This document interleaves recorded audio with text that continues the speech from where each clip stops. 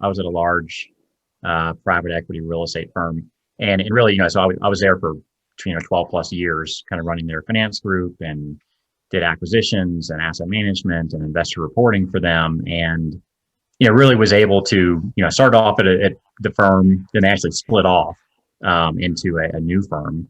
And so really I saw how they grew from literally $0 of AUM up to 50 or $60 billion of AUM kind of over that 12 years. And so I was there doing all the finance, and really after a while decided, hey, there's I have all this institutional knowledge. Okay, there's a lot of developers, family offices, small, medium-sized private equity shops that need this knowledge, right? They need help, right, to get to that next level. And so, so I went out on my own, started my own firm, 3E Management, and that was the goal, right? And really, it's interesting, when I first started 3E Management, I really just wanted to do waterfall calculations. Okay, so determining the splits between the LPs and the GPs, and then making sure the dollars, flowed correctly, according to those legal docs. And, we still do that today, but, eventually, I got these clients and they're like, yeah, okay, thanks for, that's great. You can do the waterfall calculations, but, really I want you to do financial modeling, and I need help underwriting deals.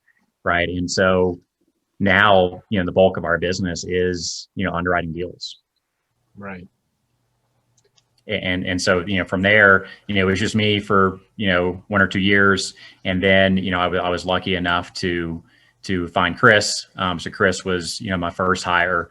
We're now up to a team of 8 of us full time. And, after Chris joined, and Chris can kind of give his background here in a second, but, that really allowed me to, expand and do more, do more deals and see more underwriting and developments and acquisitions and do those things that I did at that big shop, but now kind of do it on a hourly basis, quarterly basis for our clients, right? Because the whole thesis of 3E Management is, you don't need to hire that guy and pay him, a bunch of money to do deals, right? Because you may not have the deal flow. Right. To justify that full-time expense. That makes sense. And so, kind of our thesis is just hire us by the hour, right? And if you're especially if you're a family office, right, that you may do, a handful of deals a year, you don't need to hire someone full-time to do that, right? We have the expertise. We can do all the different property types that people invest in. We did about 15 billion of transactions last year. Wow. All over the U.S. And so basically, don't hire the full-time person. Come hire us on an hourly basis, and we can knock those models out, and you come back when you're ready to underwrite the next one. That's awesome. Yeah. So my background, I actually come from an accounting world, which accounting and finance don't always talk nicely together, but all my accounting was always in the investment world, particularly in the fund, private equity, hedge fund world. And so I started out doing all that, and that the world of finance and private equity from a technology standpoint actually feels fairly archaic from time to time. And that's why there's so much fintech out there and people trying to modernize it, but it's just slow moving. And while I was in the accounting world in that investment space, I just had a passion to get into more of the finance and into the underwriting and into the deals. And so I got a master's degree concurrently while doing some of that fund level accounting and investment level accounting. Kind of transitioned from there into some outsourced CFO work that I was doing for funds, private equity. They're $1 billion shop out of Fort Worth, another $300 million shop out of Fort Worth as well. I was doing some kind of CFO level work for them.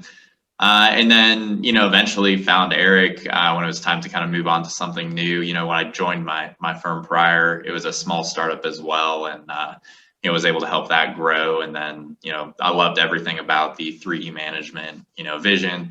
You hear about outsourcing a lot of things these days, and accounting is one thing, tax is one thing, even marketing.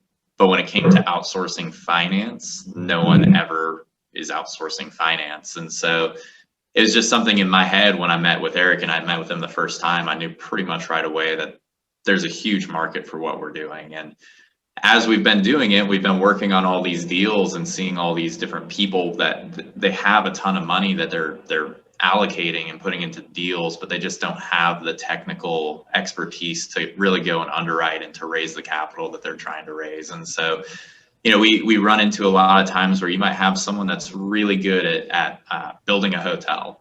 They might be an expert at building a hotel, but they have a really hard time raising money because they can't put that hotel into an Excel file and raise the money on it. And so we see a ton of opportunity in there. Part of our business line is, we look at models that other people have put together where bankers and, lenders and equity shops have turned down their deals because they look at a model and they're like, well, that's junk. We're not even going to give you the time of day. That's really where the top shelf models kind of business came from, is we've seen such a need for, institutionalizing the quality of tools available to underwrite and source deals. And so we, bit the bullet, created this website, created the ability for people to go in and buy these cool tools that we're using that is helping people across the country raise their money, get their deals done, and making it available to everyone. So, maybe they have a fully built out team. Our goal is to give them the opportunity to go and, buy our tool and improve their underwriting and deal process along the way. That's awesome. Yeah. I definitely do see the market need for that, even locally here. So I think you guys are definitely on the right track.